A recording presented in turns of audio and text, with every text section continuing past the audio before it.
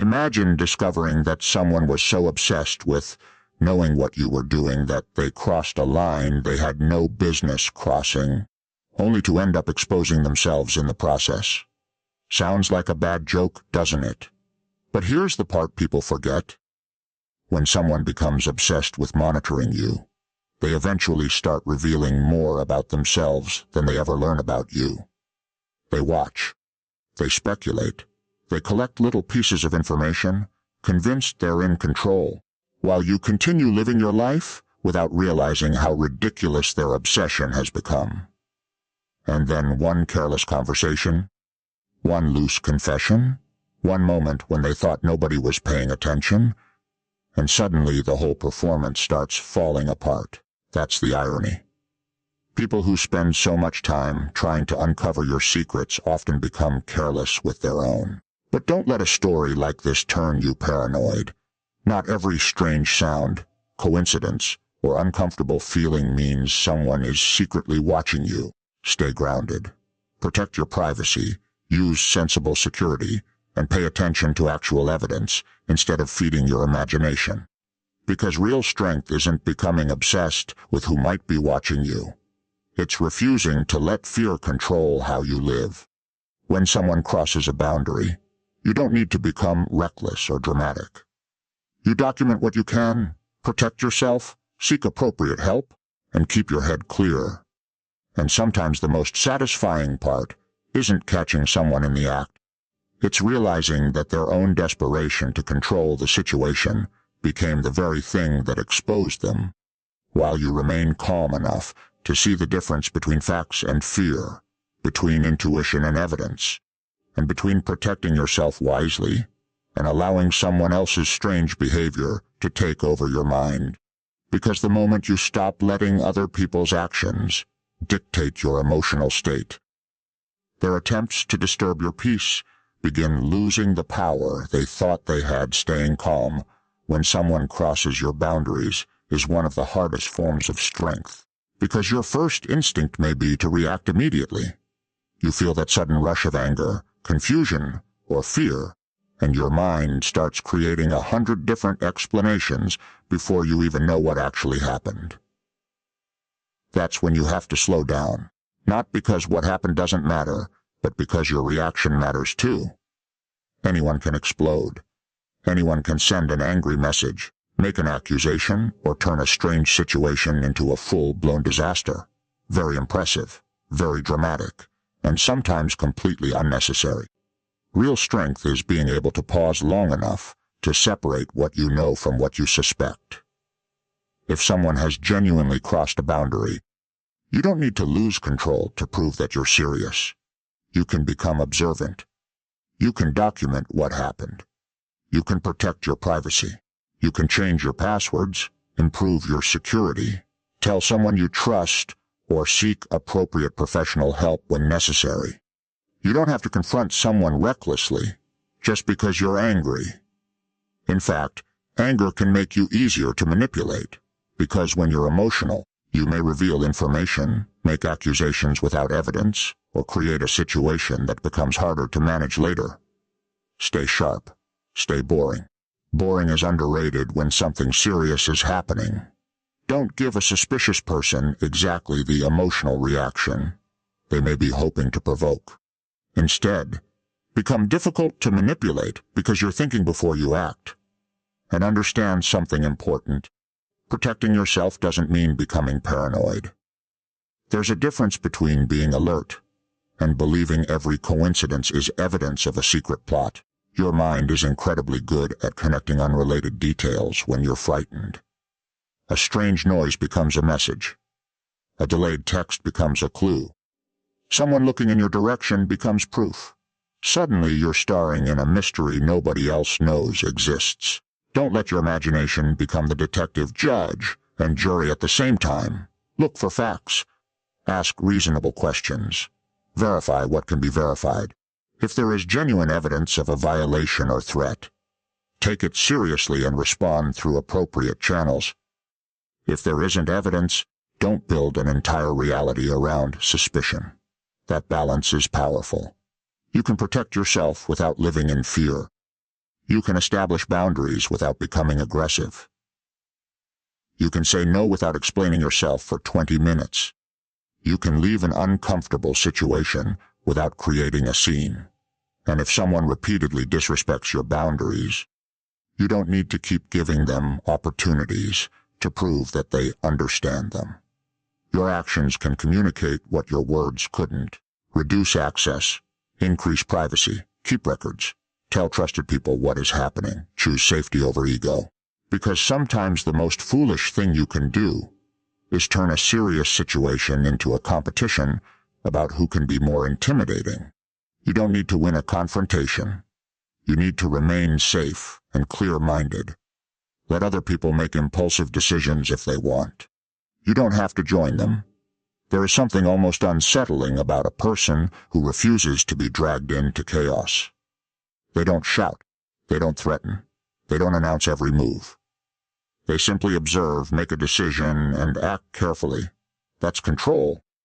And when you develop that kind of control, other people's strange behavior doesn't automatically become your emotional emergency. You can acknowledge it without becoming consumed by it. You can protect your space without allowing fear to occupy your mind.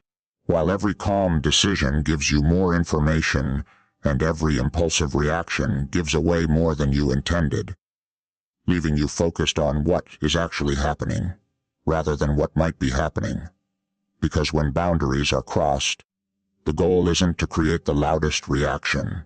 It's to make the smartest move available, protect yourself, preserve your evidence, involve the right people when necessary, and keep enough composure to recognize the difference between a genuine warning sign and a story your frightened mind is trying to complete, while refusing to let anyone else's behavior turn your life into a constant state of panic.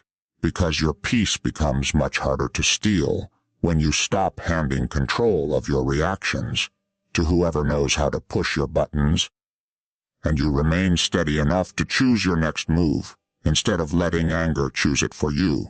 There is a dangerous little game the mind likes to play when something feels strange. It takes a few facts, adds a mountain of assumptions, and then presents the whole thing as undeniable truth. Suddenly, you're not dealing with what actually happened anymore. You're dealing with the story your fear created around it. That's why you have to separate facts from fear.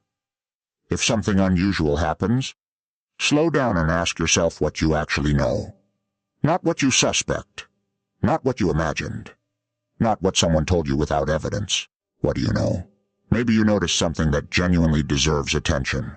Fine. Take it seriously.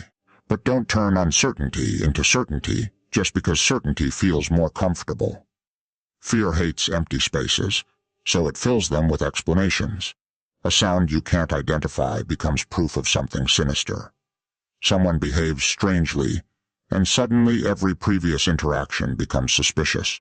A coincidence becomes a pattern.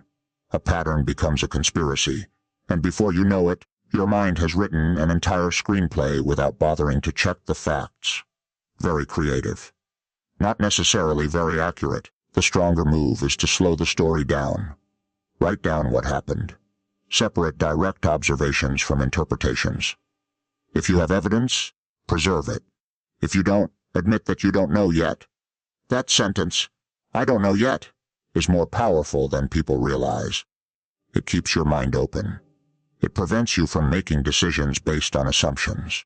It gives you room to investigate responsibly instead of reacting emotionally. And this doesn't mean ignoring your instincts. Instinct can tell you that something feels wrong, and that feeling can be worth examining. But intuition should be a signal to investigate, not automatic proof of what happened. That's the difference between awareness and paranoia.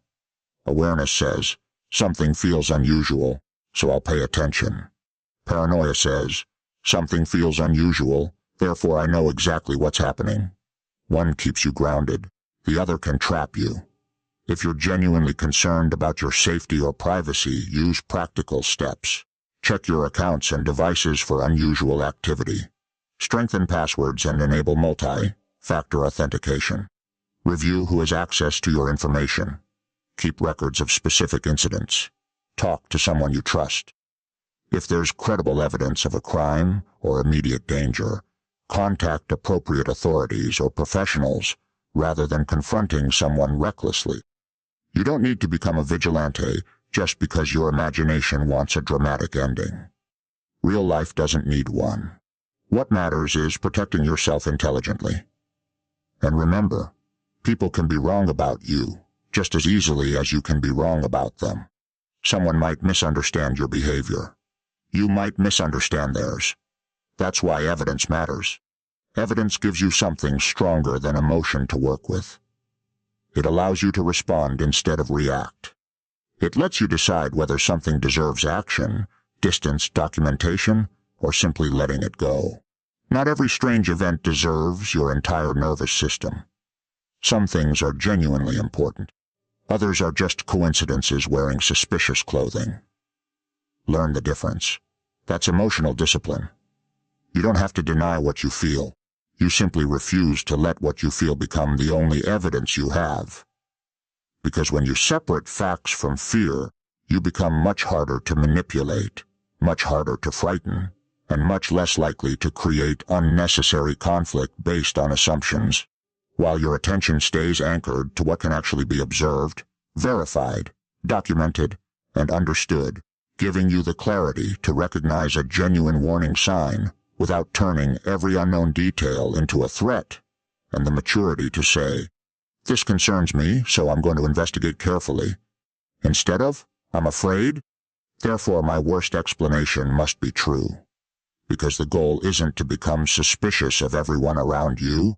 The goal is to become observant enough to protect yourself without losing your ability to think clearly, while fear keeps demanding immediate answers and your discipline keeps saying, "Slow down, check the facts, and then decide," leaving you with something far more valuable than certainty built from imagination, the calm confidence that comes from knowing you're willing to look at reality exactly as it is, even when reality is less dramatic, less convenient, or less satisfying than the story your mind wanted to believe. Protect your privacy wisely, because privacy isn't about becoming paranoid or disappearing from the world like some mysterious character nobody can contact. It's about understanding that not everyone needs access to every part of your life. Your information, your accounts, your routines, your conversations, your personal details, and even your location can become valuable when they're shared carelessly. And people often realize this only after something goes wrong. Suddenly they're changing passwords at midnight, wondering who has access to an old account, trying to remember where they used the same password 3 years ago, and discovering that password with 23 wasn't exactly the fortress they imagined. The good news is that protecting yourself doesn't require becoming obsessed with security. It requires a few consistent habits. Use strong, unique passwords for important accounts. Turn on multi-factor authentication whenever it's available. Keep your devices and software updated. Be careful about suspicious links, unexpected attachments, and messages asking for sensitive information. Review your account recovery options and make sure they still belong to you.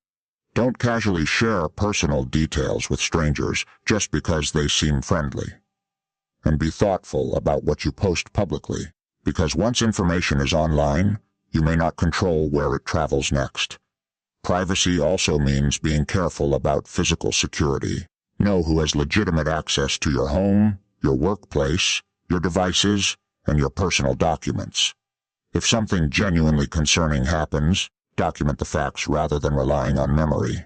Write down dates, times, messages, or other specific details that can later help you explain what occurred. Keep original evidence where possible instead of altering or editing it. If you're concerned about unauthorized access to your accounts or devices, use official security tools. Review login activity where available. Change credentials from a trusted device and seek professional assistance when needed. And if you believe you've discovered an actual intrusion, don't turn the situation into a personal revenge mission. That's how a problem becomes 3 problems wearing a trench coat. Protect yourself first. Get appropriate help. If there's a credible threat or immediate danger, contact the relevant emergency or law enforcement service in your area rather than confronting someone yourself. You don't need to prove you're fearless. You need to stay safe.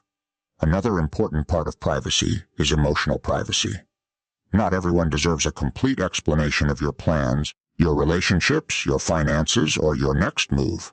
You can say, "I'd rather keep that private," without feeling guilty. You don't owe everyone access just because they ask. Healthy boundaries aren't walls around your entire life. They're doors that you control. You decide who gets a key, when they get it, and whether they keep it. And when someone repeatedly ignores those boundaries, you don't need to keep negotiating. You can reduce access and create distance. That's not cruelty. That's basic self-respect. The goal isn't to live in fear of everyone around you. The goal is to become intentional about what you share, where you share it, and who you trust with it, because the more carefully you manage your privacy, the less opportunity you give suspicious people, scammers, manipulators, or careless acquaintances to interfere with your life. While you remain calm enough to recognize that good security isn't about expecting disaster around every corner, it's about preparing sensibly so that if something unusual happens, you're not completely helpless or scrambling to understand what went wrong. And when you combine practical security with clear boundaries and good judgment, you create a life where your personal information isn't casually available to anyone who happens to ask. Your accounts aren't protected by wishful thinking, and your response to genuine concerns isn't panic, but preparation, documentation, and appropriate action, leaving you with the quiet confidence that comes from knowing you're taking reasonable steps to protect what belongs to you, without allowing fear to become the person making all your decisions. While the world continues moving around you, and you remain selective about what enters your private space, because privacy isn't secrecy for the sake of secrecy. It's simply the freedom to decide what parts of your life are yours to share and what parts remain yours alone, without needing to explain that decision to everyone who becomes curious about you. People who try to control others often reveal themselves through their own behavior, because obsession has a funny way of making people careless.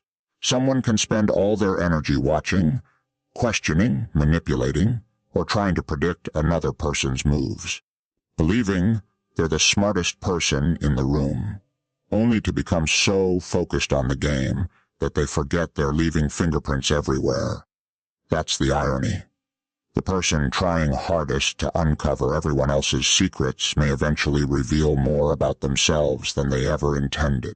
But don't let that idea turn you into someone who sees a conspiracy behind every strange event. Real awareness isn't about assuming everyone has an agenda. It's about paying attention to patterns, staying calm, and refusing to ignore credible evidence when it actually appears. If someone's behavior repeatedly contradicts their words, notice it. If they keep crossing boundaries after you've clearly communicated them, notice it. If their stories change every time they're questioned, notice it. You don't need to accuse them immediately. You don't need to create a dramatic confrontation. Sometimes the smartest move is simply observing without announcing what you've noticed. Let people show you who they are through repetition. One strange moment can be meaningless. A consistent pattern deserves more attention. That's where patience becomes powerful. You don't have to rush to expose anyone.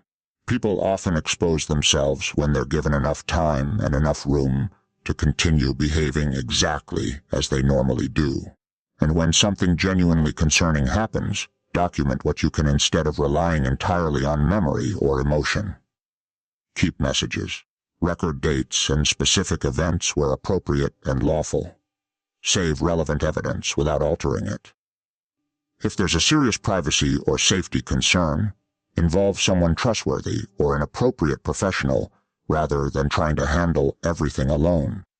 Because there's a difference between being observant and becoming obsessed. You don't want to spend your entire life studying someone else's behavior until they become the main character in your mind. That's giving them far too much importance. Your attention is valuable. Spend it carefully. If someone is behaving badly, you don't always need to defeat them. Sometimes you simply need to stop giving them access to you. Reduce contact. Strengthen your boundaries. Protect your accounts and personal information. Keep your routine sensible.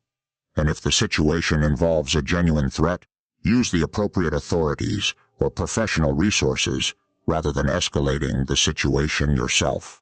You don't prove strength by creating unnecessary danger. You prove strength by making intelligent decisions when emotions are running high. There's also something important about not becoming addicted to being right. You may notice something others don't. You may correctly recognize a pattern. But being right doesn't mean you need to announce it every 5 minutes. Sometimes people become so desperate to prove that they figured everything out that they accidentally reveal what they know, what they suspect, and what they're planning to do next. Keep your ego out of the investigation. Facts first, ego later. And if you discover that you were wrong about something, accept it. That's not weakness. That's mental flexibility. The goal isn't to build a story where you're always the genius and everyone else is secretly plotting against you. The goal is to understand reality accurately enough to make good decisions, while other people's behavior remains their responsibility and your response remains yours, because the moment you stop trying to control what other people reveal, admit, deny, or believe, you become much harder to manipulate. And when someone repeatedly exposes their own contradictions, you don't need to help them do it. You simply observe, protect yourself, keep your evidence organized when necessary, and allow their behavior to speak louder than your accusations, while keeping enough distance to recognize the difference between a genuine pattern and a coincidence. Because sometimes the most powerful position isn't standing in the middle of the chaos, shouting that you've figured everyone out. It's standing outside the chaos with a clear head, noticing what matters, ignoring what doesn't, and refusing to let someone else's obsession become your obsession too, leaving you free to protect your boundaries without becoming consumed by the person who crossed them, and calm enough to understand that you don't need to expose every secret, win every argument, or prove every suspicion. You simply need enough awareness to recognize when something deserves attention and enough discipline to respond without surrendering control of your own mind, your own choices, or your own peace to someone else's behavior, while they continue making whatever decisions they choose, and you continue protecting what actually belongs to you, your privacy, your safety, your attention, and the direction of your life, without turning their actions into the center of your world, or allowing curiosity to become another form of attachment. Because sometimes the clearest evidence isn't something you force out of someone. It's what they repeatedly reveal when you stop chasing answers and simply give their behavior enough space to speak for itself. Protect your peace above everything. Because there is a strange kind of victory in realizing that you don't have to react to every person who tries to disturb your mind. Someone can gossip about you, misunderstand you, question you, watch what you're doing, or behave in a way that makes you uncomfortable, and you still have a choice about what happens next. You can give them your attention, your anger, your sleep, your energy, your entire evening, or you can look at the situation and decide, no, you're not getting all that for free. That's the part people forget. Attention is a currency. Every time you obsess over somebody else's behavior, you're paying them with something you can never get back. And some people don't even need to touch your life physically to disturb it. They only need to occupy your thoughts. That's why protecting your peace isn't weakness. It's discipline. You don't need to become cold or suspicious of everyone. You don't need to walk around expecting betrayal behind every door. You simply learn to recognize what deserves your attention and what doesn't. If something is genuinely dangerous, handle it responsibly. If something is uncomfortable but manageable, create boundaries. If something is simply speculation, don't feed it until it becomes a monster living inside your imagination. That's emotional control. You can acknowledge a problem without allowing it to become your entire identity. You can protect your home, your accounts, your personal information, and your relationships while still living normally. You can be cautious without being terrified. You can be alert without becoming obsessed. And when someone tries to provoke you, remember that an emotional reaction can become the very thing that gives them influence. They say something, you explode. They disappear, you chase. They post something, you investigate. They create confusion, you spend 3 hours trying to decode it. Suddenly they're controlling your behavior without even being present. Beautiful little trick, isn't it? Don't volunteer for it. Pause. Breathe. Think. Decide what actually matters. If a boundary has been crossed, respond appropriately instead of theatrically. If evidence exists, preserve it. If you need help, ask for it. If there's a genuine safety concern, involve the right people. You don't need to become your own detective judge, an executioner. That's how people turn a manageable situation into a disaster. Real strength is knowing when to act and when to walk away. Sometimes the most powerful response is silence, because silence gives you space to think. Sometimes the strongest response is distance, because distance removes unnecessary access. Sometimes the smartest response is documentation, because memory becomes unreliable when emotions are high. And sometimes the healthiest response is simply continuing with your life, because not every strange person deserves a starring role in your story. Your peace becomes stronger when your daily routine isn't controlled by what someone else might do. Wake up and focus on your responsibilities. Work on your goals. Take care of your body. Talk to people who genuinely support you. Improve your security where necessary. Keep your private information private. And then go live. Don't spend every hour checking whether somebody is watching. If you have no evidence, don't manufacture it. If you have evidence, deal with it intelligently. That balance keeps you grounded, because fear wants everything to feel urgent. It wants you checking, refreshing, rereading, imagining, predicting, and preparing for disasters that may never happen. Discipline says, slow down. Discipline asks, what do I actually know? Discipline says, what action is useful right now? And when you start living from that place, people lose the ability to pull you around emotionally. They can make noise, but they don't automatically get control. They can misunderstand you, but they don't define you. They can cross a boundary, but they don't decide how you respond. They can attempt to disturb your peace, but they don't get ownership of it unless you hand it over. And the moment you understand that your calm is something you actively protect, rather than something other people are responsible for giving you, you stop chasing every explanation, stop reacting to every suspicion, stop treating every coincidence like a warning, and start becoming much more deliberate about where your attention goes, who gets access to you, what information you share, what situations deserve action, and which situations deserve absolutely nothing from you, except the decision to keep moving forward while keeping your mind clear, your boundaries strong, your security sensible, and your attention focused on the life that exists beyond the noise, the drama, the speculation, and the people who may be trying to pull you into their chaos. Because sometimes the greatest victory isn't exposing someone, defeating someone, or proving that you were right. It's reaching a place where whatever they intended to do no longer has the power to decide how you think, how you sleep, how you work, how you love, or how you live, while you continue protecting your peace with the quiet confidence of someone who understands that not every battle deserves a response, and not every mystery deserves your attention, and that not every person who tries to disturb your world deserves a permanent place inside it.